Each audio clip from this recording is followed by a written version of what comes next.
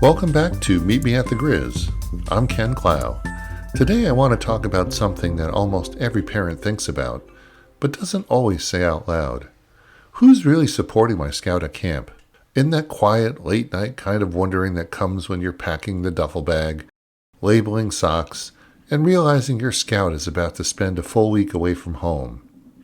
It's a fair question, and it's a healthy one, because camp is unfamiliar territory for a lot of families, especially for first-time campers.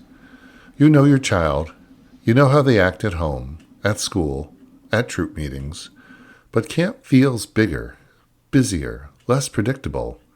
What I want to do today is pull back the curtain a little bit, not with policy language, not with platitudes, but with real lived experience from my time as a troop leader and camp volunteer. Because the truth is, camp supervision isn't accidental, it isn't casual, and it certainly isn't left to chance. It's layered, it's intentional, and it starts with the adults your scout already knows.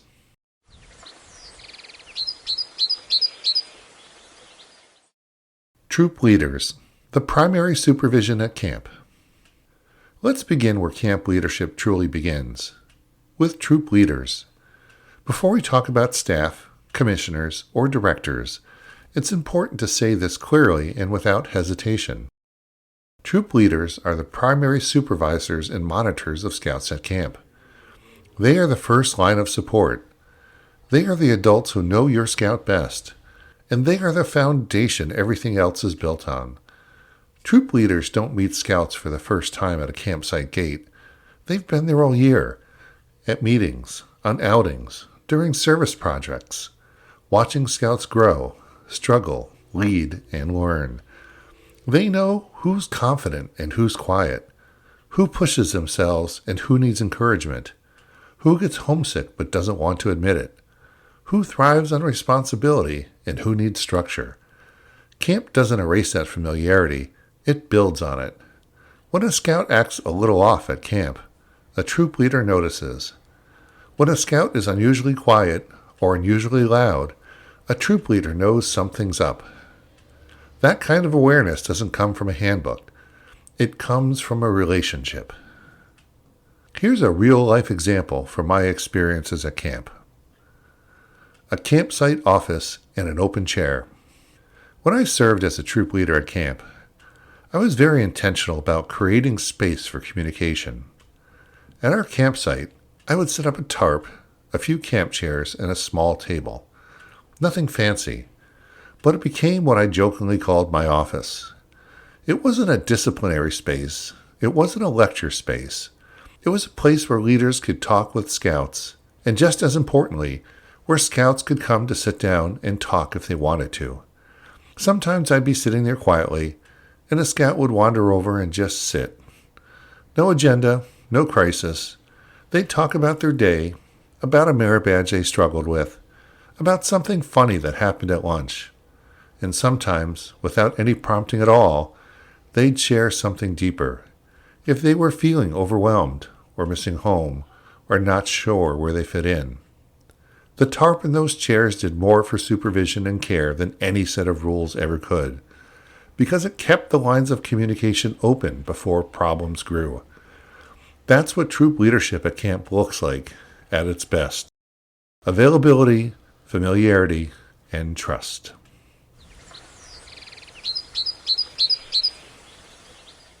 When troop leaders need support. Now here's the part that sometimes gets overlooked. Even the best troop leaders, especially the best ones, don't try to do camp alone. Camp is busy, it's intense, it's nonstop. Leaders are managing logistics, youth leadership, schedules, safety, program choices, and group dynamics, all while trying to make sure everyone eats, sleeps, and stays hydrated. And that's where the behind-the-scenes camp team comes in. Not to replace troop leaders, but to support them.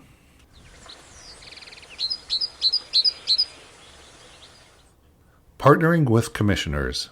Experience matters. One of the most valuable relationships I had at camp was with camp commissioners.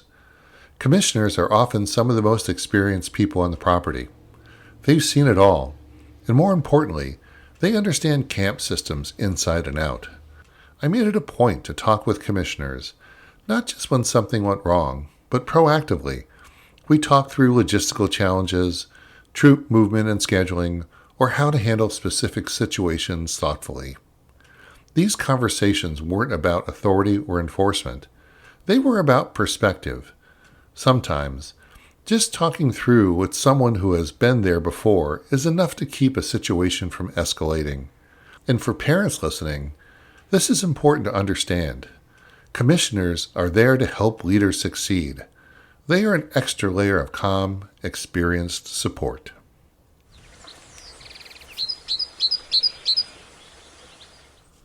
Who's watching behind the scenes?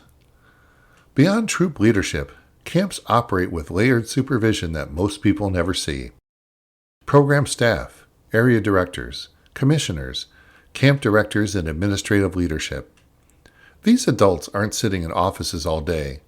They're walking camp, visiting program areas, watching interactions, noticing patterns. They see scouts transitioning between activities, interacting with peers, and navigating challenges outside their comfort zone. And they notice things, often before issues are voiced. In another real-life example, I would always invite staff to the campsite. One thing I made a point of doing as a troop leader was inviting staff to our campsite. Not for inspections, not for discipline, but for conversations. I wanted scouts to hear expectations from different voices, to see that staff weren't distant authority figures, but part of the same community.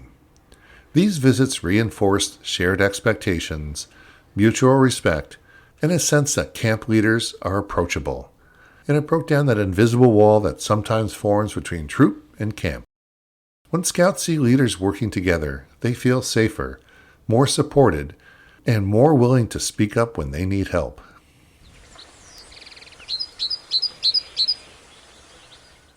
How camp staff are trained to handle issues.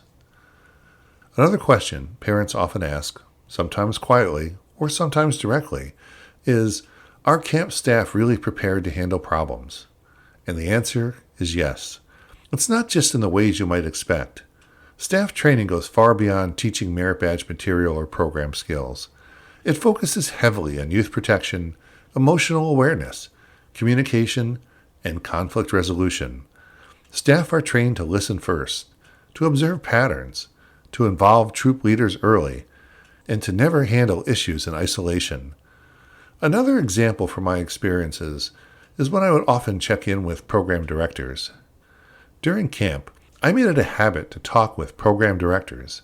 I'd ask, how are my scouts adjusting? Are they engaging? Are there any concerns I should be aware of? These conversations gave me insight I couldn't get from the campsite alone. Sometimes it was positive reinforcement. Sometimes it was a quiet nudge to check with a scout who seemed frustrated or tired. Either way, it helped me lead better.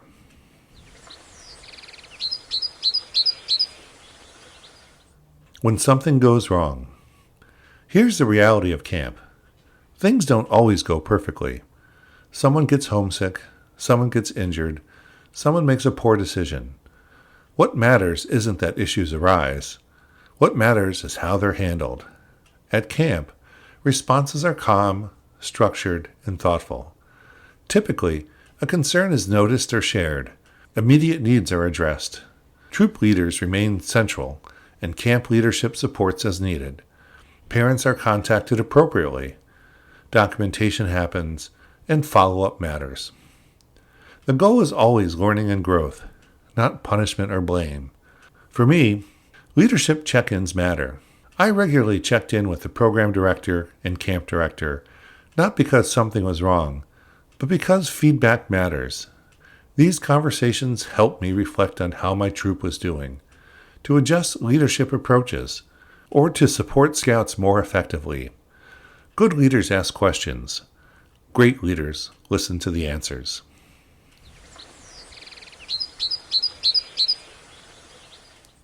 The role of camp directors. Camp directors carry a lot of responsibility. They oversee safety, program quality, staff support, But the best camp directors are also highly visible. They walk camp. They talk with leaders. They listen. They want scouts to succeed. They want leaders to feel supported. They want parents to trust the experience. Camp success isn't measured by attendance numbers alone. It's measured by growth, confidence, and whether scouts want to come back next year.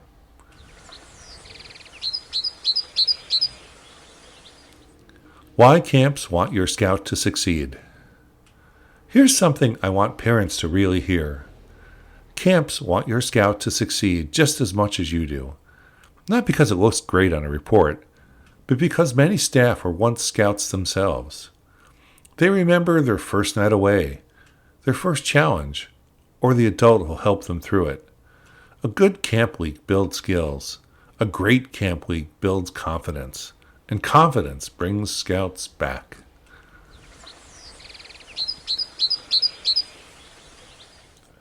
What parents and leaders can do.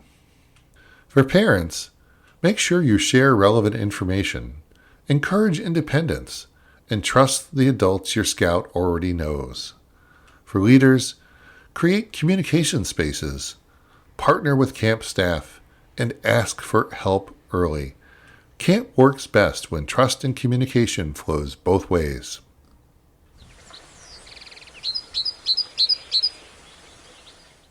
A team you can trust.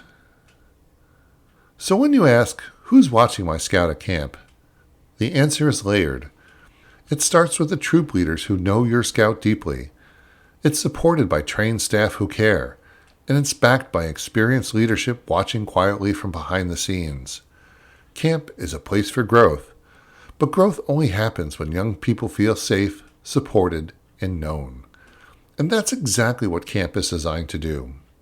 I hope you enjoyed today's episode and came away with an understanding of the depth of leadership at summer camp. I'm Ken Clough. Thanks for spending this time with me on Meet Me at the Grizz. Until next time, take care, and I'll see you around camp.